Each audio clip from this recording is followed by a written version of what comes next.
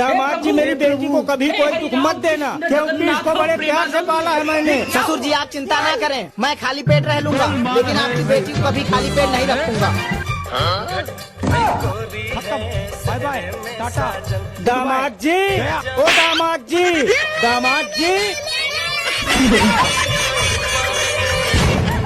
दामाद जी, ओ दामाद जी, दामाद जी, दामाद जी, ये सब मैं क्या देख रहा हूँ? ये सब किसके बच्चे हैं? क्या हुआ ससुर जी, गुस्सा क्यों हो रहे हो? ये सब मेरे ही बच्चे हैं। मैंने आपसे कहा तो था कि मैं खाली पेट रह लूंगा, लेकिन आपकी बेटी को कभी खाली पेट नहीं रखूंगा।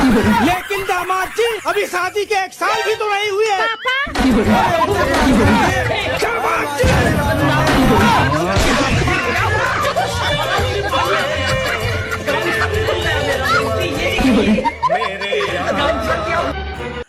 দেখিছে না কিদৰে নিজৰ জীয়েকক শান্তিত ৰাখিব কৈছে, সুখত ৰাখিব কৈছে, খালী পেটত নাৰাখো বুলি পুৰা পেট ফুলাই ৰাখিছে। 12 মাহে পেট ফুল, পুৰা বছৰ বছৰ দিন দিন পেট ফুল, সেইকাৰণে ইমান বাচ্চা হৈছে। কি জমনি ভিডিঅ' বে।